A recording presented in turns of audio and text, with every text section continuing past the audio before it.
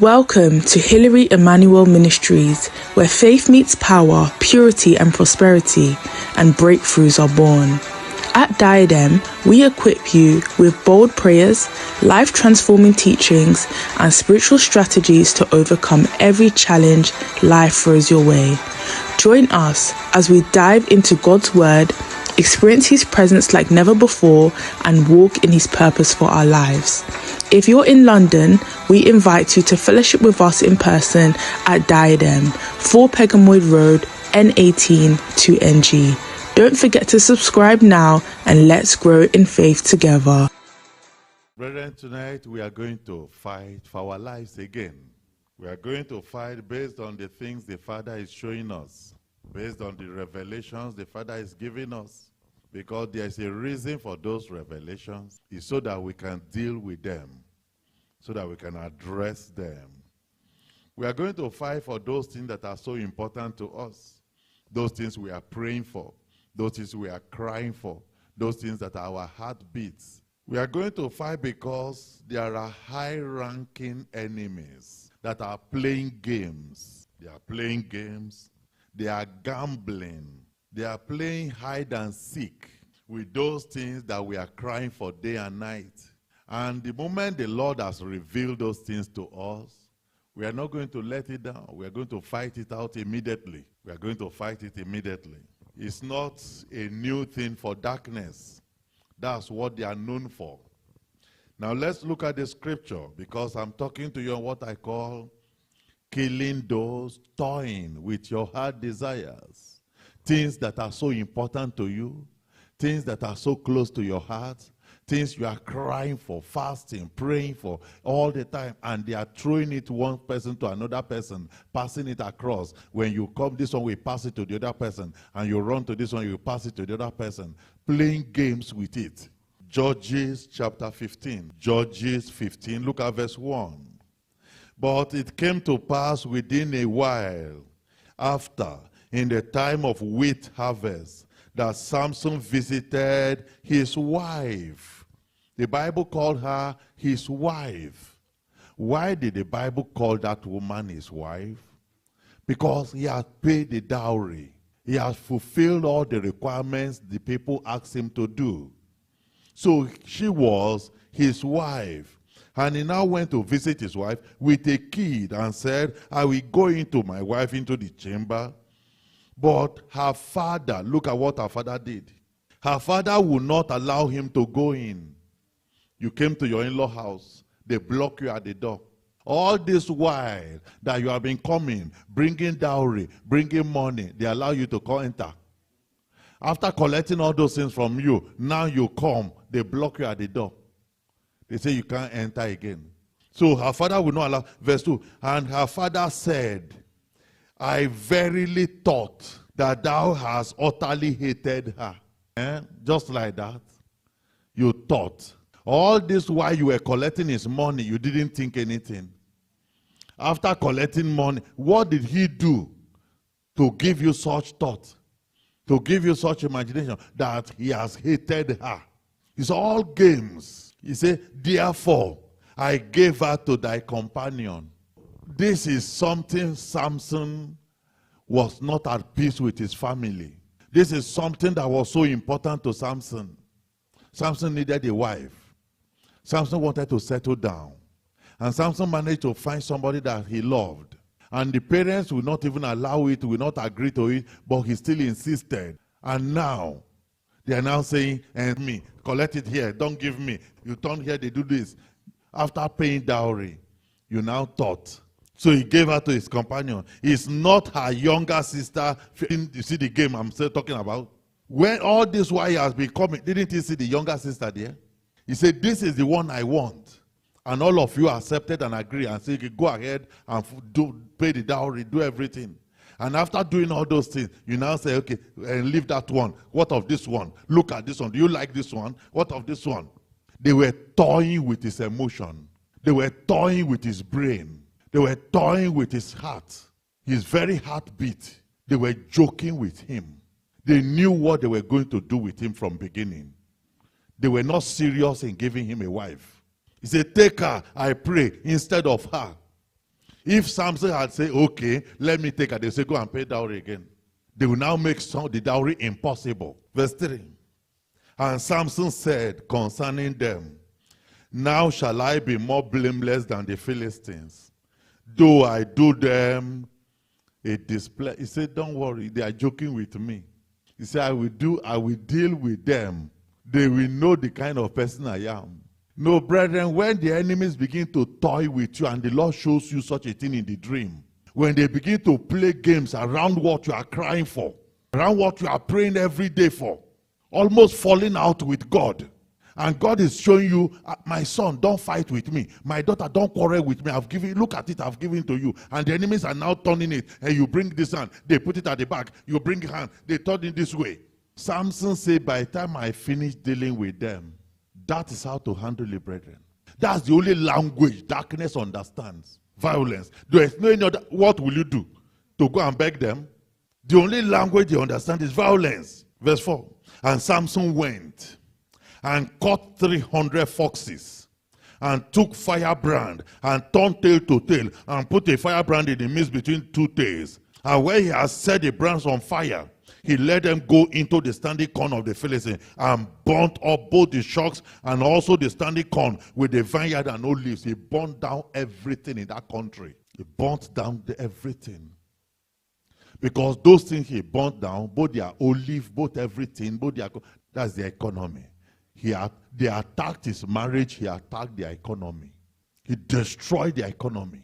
Then the Philistines said, who has done this? And they answered, Samson, the son-in-law of the Timnite, because he has taken his wife and given her to his companion. And the Philistines came up and burnt her father with fire. For killed the in-law and burnt the girl. And Samson said unto them, though ye have done this, yet will I be... He said, now you have started real battle. The girl I paid the dowry finish, you went and burned her. He said, now you have started real fight. He said, when I avenge finish, then I will stop, I will cease. Verse 8. And he smote them. Brethren, how I pray here tonight, that the Spirit of God will possess you, that you will smite your enemies. He said, the Bible says he smote them, heap and thigh, with a great slaughter. And he went down and dwelt in the top of rock Etam. Then the Philistines went up and pitched in Judah and spread themselves in Lehi. And the men of Judah said, why are ye come up against us? And they said, to bind Samson are we come up, to do to him as he has done to us. Okay. They also want to, this is one aspect Christians don't know. That when you touch the enemies, they come back to fight also. That when you hit them, they also turn back to fight. So they also prepared. They spread themselves. They call all their countries, all their army to come and fight. Look at verse 11. Then 3,000 men of Judah went up to the top of the rock Etam and said to Samson, knowest thou not that the Philistines are ruler over us? What is it that thou hast done to us? And he said unto them, as they did unto me, so have I done unto them. When you are going to fight this battle tonight, we are not going to forget to touch our foundational enemies too. The ones that are selling us to the enemies outside. The ones that are working with the enemies outside to make sure they steal everything God is releasing to us. They are able to intercept, are able to block, are able to delay, are able to attack or steal or rob us. The foundational ones. So you can see, the people of Judah, his own people, they are the one that went to him and they now say they want to attack him. And they said unto him, we are come down to bind thee, that we may deliver thee into the hand of the Philistines. And Samson said unto them, swear unto me that you will not fall upon me yourselves. And they spake unto him, saying, no, but we will bind thee fast and deliver thee into their hand, but surely we will not kill thee. And they bound him with 2 new cords and brought him up from the rock. Verse 14. And when he came unto Lehi, the Philistines shouted against him, and the Spirit of the Lord came mightily upon him. This same Spirit of God will possess you today. And the cords that were upon his arm became as flax that were burnt to a fire. And his brand loosed from off his hand. And he found a new jawbone of an ass, and put forth his hand and took it, and slew 1,000 men with it. Just jawbone of an ass. He slaughtered 1,000 men That's what we are going to do here today.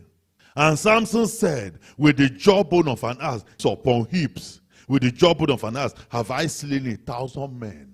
These are the men that were playing games with his marriage, that were playing games with something very close to his heart.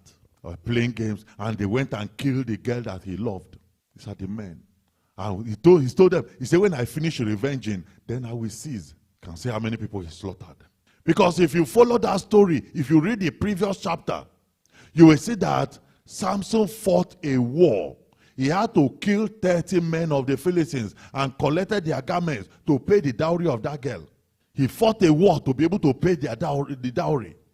And after going through all those things, they were now playing game. And his assistant not there. Do you like our sister? Will you want to come and do all those games? I believe the Father wants us to fight this battle. I believe so. Because not only me, few other persons have had this same revelation today. After that Friday, after the Tuesday meeting, and after the new moon prayer, particularly, a lot of people have come forward with this same message. And I believe the Father wants us to deal with it. In the revelation I saw a former president in one of the developed countries. This former president now called us and was telling us that, look, no, he just called us and brought out a purse, a leather purse from his pocket, and took a pen and wrote some numbers on the back of the leather purse. He wrote some numbers and said, these numbers are numbers that will get you money. These numbers, maybe lottery or anything. He said, this is the number that you need. And he wrote all those numbers. And he was to hand over that purse to us so that we have the number. When you talk about purse, you talk about money. When you talk about purse, you talk about riches and prosperity. But after writing all those things, we were waiting for him to hand over the purse to us. He put the purse in the pocket and was to walk away. We said, you have not given us the purse. He said, oh, sorry, yes. He put hand and brought a different purse that nothing was. We said, no, not this one. He said, oh, sorry.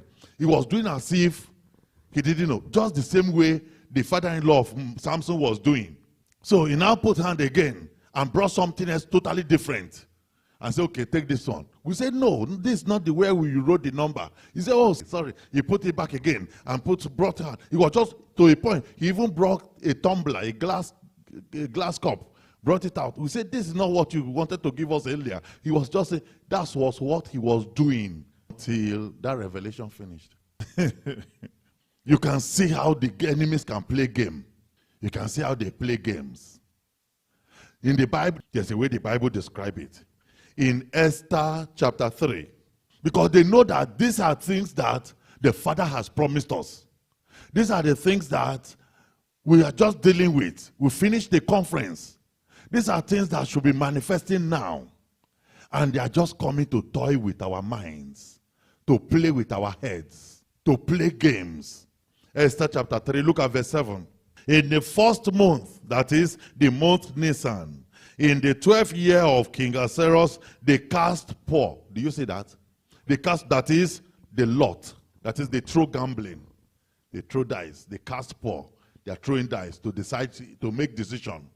Why is people's life they are throwing this dice on? No? People's life. They're throwing card. Casting pot.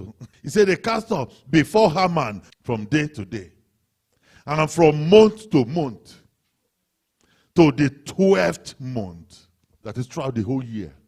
Every single day. For 12 months.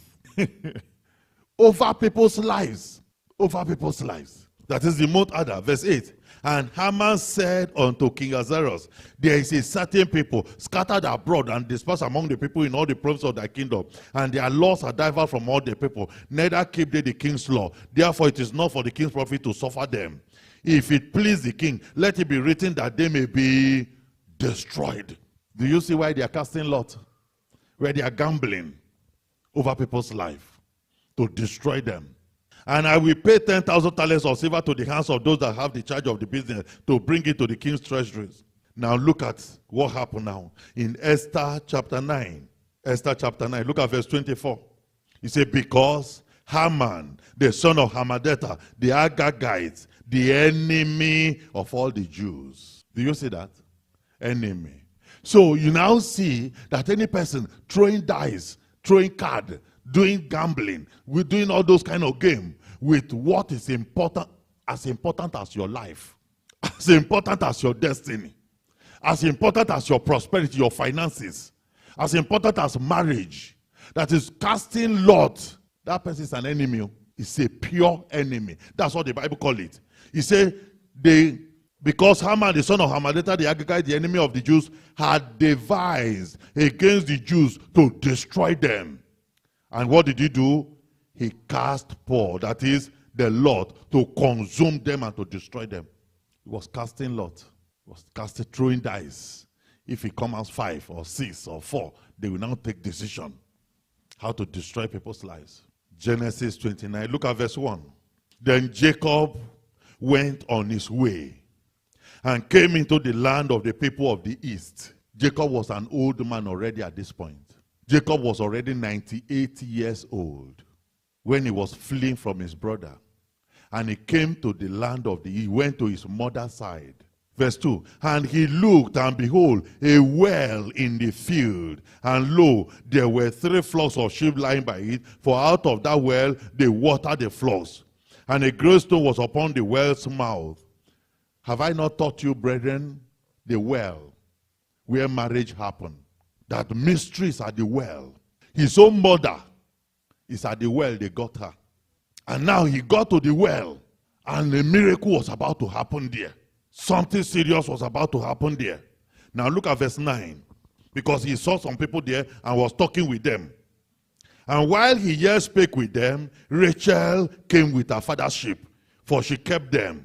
And it came to pass, when Jacob saw Rachel, the daughter of Laban, his mother's brother, and the sheep of Laban, his mother's brother, that Jacob went near and rolled the stone from off the well mouth and watered the flock of Laban, his mother's brother. And Jacob kissed Rachel and lifted up his voice and wept. What could be the thing that will melt the heart of an old man? Do you see how the thing is touching his heart? You see how close it is to his feelings, to his emotion, to his life. All this while at home he has not been weeping. Maybe for the first time, something is melting his heart. Love is good. And the old man started crying. Verse 12. And Jacob told Rachel that he was her father's brother and that he was Rebekah's son. And she ran and told her father. And it came to pass, when Laban heard the tidings of Jacob, his sister's son, that he ran to meet him and embraced him and kissed him and brought him to his house. And he told Laban all these things. And Laban said to him, surely thou art my bone and my flesh. And he abode with him the space of a month. And Laban said unto Jacob, because thou art my brother, shouldest thou therefore serve me for naught? Tell me, what shall thy wages be? And Laban had 2 daughters. The name of the elder was Leah, and the name of the younger was Rachel. Leah was tender-eyed, but Rachel was beautiful and well-favored. And Jacob loved Rachel. Do you see what was making his heart to melt? He loved it and said, I will serve these 7 years for Rachel, thy younger daughter. He was the one that used his hand to choose his sentence. He said 7 years. Verse 19. And Laban said, take note now. Take note of the answer of Laban. Laban said, it is better that I give her to thee than that I should give her to another man. Abide with me. Is that not a contract? Is that not an agreement? Did Jacob not spell it clearly? It is Rachel I want. And the man didn't argue. The man didn't tell him anything. He said, yes, I will give her to you. And Jacob served 7 years for Rachel. And they seemed unto him but a few days. For what? For the love he had to her. I tell you that when people tamper or play games with what your heart desires, that was what they did with Samson. And you see what Samson did. The enemies are getting away with it because when we wake up, we just always dream. Oh, let me go and make a copper for myself first of all. You go and do copper. From the copper, text. And from text, come in. The phone call, come in. And that's the end. The enemies will come back another day. But assuming you can take it as a full-time job and say, I will do worse than Samson to my enemies. So Jacob quickly served 7 years. It's as if it's few days. Verse 22. And Laban gathered together all the men of the place and made a feast. The man knew what he was doing. The man had it in mind he was going to deceive. He was going to be cunning. He was not going to be straightforward with Jacob. And he was still making party. And it came to pass in the evening that he took Leah, his daughter, and brought her to him. And he went in unto her. And Laban gave unto him his daughter Leah, Zilpah, his handmaid. Verse 24, 5. And it came to pass that in the morning, behold, it was Leah. Can you imagine? All the labor of 7 years. You see how they gambled him. See how they deceived him. See how they played game with his marriage. He said it was, behold, it was Leah. And he said to Laban, what is this that thou hast done unto me? Did not I serve thee for Rachel? Wherefore then hast thou why did you treat me like Satan? Because that's the same language Eve used that Satan beguiled her. Say, why did you deceive me? Why did you manipulate me? Why did you play game with my head? Why did you beguile me? Verse 26, and Laban said, it must not be done so in our country, to give the younger before the firstborn. Why didn't you say it before? Why didn't you say it when you negotiated it? Why didn't you tell him, sorry, if it is Rachel, look at our custom. In our country, we don't do it that way. Then let the man make his decision. If he wants to serve for Leah or he wants to serve for Rachel, maybe he can wait until Leah will marry. You made him to serve for nothing and be hoping every day, swallowing saliva. And then the day he was going to begin to say, my captivity has come to an end, that's the day the new captivity started. You see the kind of game the enemies are playing. And then in verse 27, he said, fulfill her weeks. Is it weeks? 7 years for an old man, is it a joke? He said, fulfill her weeks, and we will give thee this also for the service, which thou shalt serve me yet another 7 years. You see how the enemies can be so wicked, You don't even consider that this man is over 100 years already.